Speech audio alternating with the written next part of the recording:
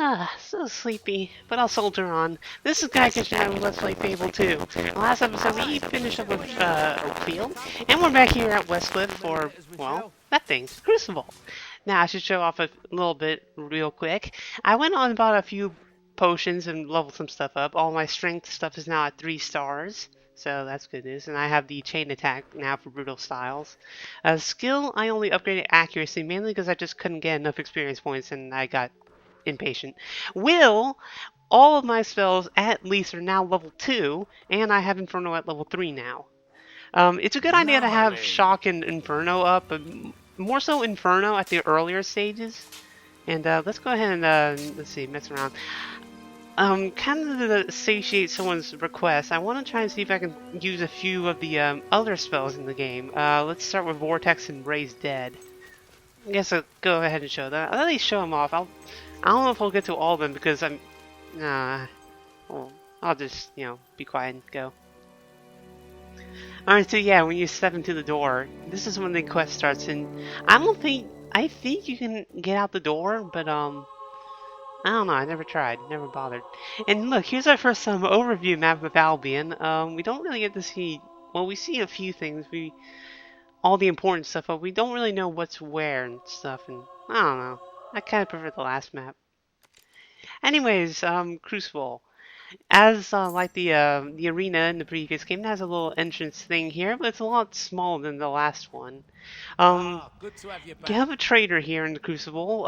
It sells potions, clothing, and weapons, which is kind of odd.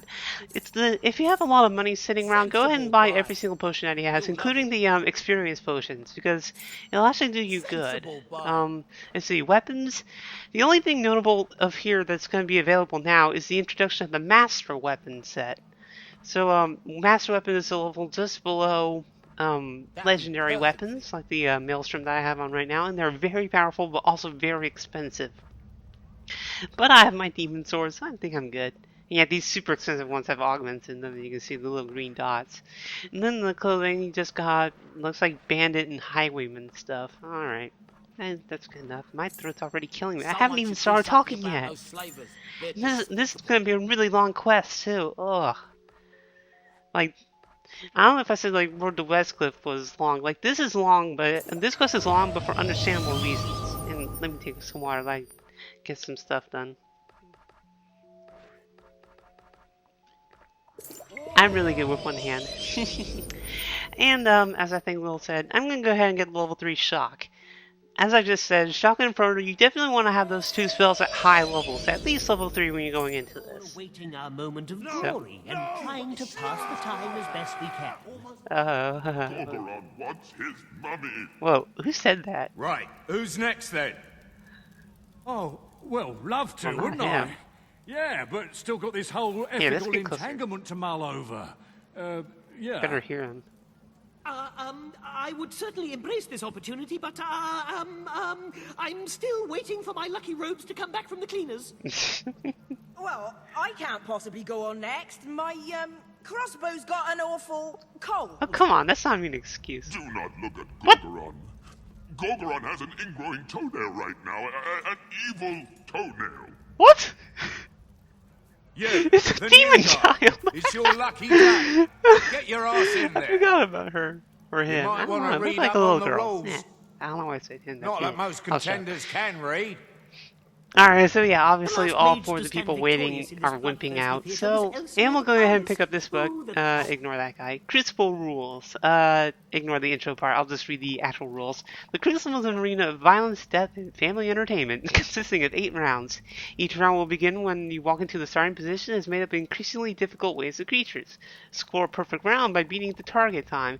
You will earn extra rewards for doing so. Achieve 5 perfect rounds and you will walk away for our highest goal reward. 4. You are here to entertain. Never forget that. Make sure you keep the crowd's entertainment levels up as it's likely to reward you. But thirsty beggars. It's a trap. Yeah, make sure to use the traps. Should you need to stock up on supplies, you will encounter a trader every 3rd round. Make note of that. Any of the above rules are too many syllables or otherwise too difficult to understand to comprehend. Just remember to kill everything and kill it fast. I love this game's humor. Alright, and speaking of which, Here we are, Mad yeah, Dog. 8 rounds of Poised pain, once death, again at the and gates of bloodshed and greatness as another competitor faces the challenge yeah, we've already of read. We just the read the rules. Crucible. Alright, so Crucible. What happens is that it's split up, as you can see, into 8 rounds. You get into a Round little one. circle, and when you do, the enemies start 2, popping up. 1, go. Now, on the right side, you'll see a little target number there, a minute 45. That is the amount of time that we have to finish this if we want to get a perfect round. Alright, now, let's go ahead and show off some of these spells, I guess. Not very useful, I guess. Vortex, Vortex is only pretty useful for crowd control. Basically what happens is that when you use it, it's a little tornado. It'll cause some damage, but if it's in the higher levels, it'll actually pick enemies off the ground or like disable them and stuff. And there's Raise Dead. Raise Dead is similar to the summon spell from the previous game. But instead of starting with beetles in the last time, you start with hogs, which is definitely nice. Here's some Vortex. As you can see, the directional Vortex isn't very powerful. I mean, it's only level 1. Like, as you can see, it's not very useful in the low levels. But Raise Dead, the level of Raise Dead determines how long the enemies stay on the field. The higher levels that you use, well, obviously, the longer they last. And I believe if they kill someone, they do replace it. It's just like Summon in that regard. However, it goes by the same rule that it did in the previous game, that the enemy has to be more powerful than what you currently have. So these beetles obviously aren't. Well, like, if you kill one of these higher level beetles, they'll probably turn into that, but otherwise... Well, that's still quite a bit to explain, because there are these gold bags that you can get. The gold bags kind of pertain to the excitement and the stuff like that. Basically, the less you get hurt and stuff like that, and let's go ahead and switch to another spell, because I didn't really like that. Let's see, Shock, and yeah, Force Push. Alright, so basically, you have an excitement level underneath the timer, and if you oh, traps. Ugh, too many things at once. Here's an example of traps. These blue buttons will do various things in each of the courses. For room 2, it will cause spikes to come out of these. Round 2. Alright, so round 2. The first round of the Hobbs. And get some shock right here. Now, you can see the excitement right there. When you cause combos, like do like cool things like, as I said, the trap there, or like cause, you know, repeated damage with like spells and stuff like that, the excitement will rise. The higher your excitement is, you'll see these gold bags and stuff like popping up on the field. The higher the excitement is, the more gold's in it. Now you will lose excitement if you get hurt, or you do nothing. Like basically if you like wait around and stuff like that, or you yeah. I mean, not really. What the? This is in this game. Alright. Alright, Force Push. I strumming a little bit there. Force Push is basically kind of operates like Shock and Inferno. It's the cheapest of the spells that you can buy. However, it doesn't have any special effects. It just causes damage, and that's about it. However, if you do it as an area effect, it definitely pushes it.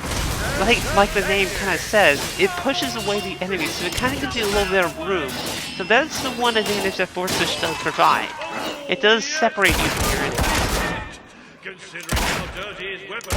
Alright, there we go. 2 perfect rounds. Usually, with these perfect rounds, I usually screw up at one point, and then, like, there are 2 rounds, I believe, or 2 or 3 rounds I usually just screw up on. When you're going through the Crucible on your first attempt, don't try and get it. Let's go ahead and upgrade speed. But, don't try and aim for perfect rounds on your first go. Try to save it for when you come back when you're a lot more powerful. Let's save the will experience for now. Let's see, what do I want to show now? Yeah, don't really like Raise Dead. I guess you can try Blades out. Alright, I'm already going all through the spells and stuff like that. Alright, so, Room 3, the Pit of Death. Round 3.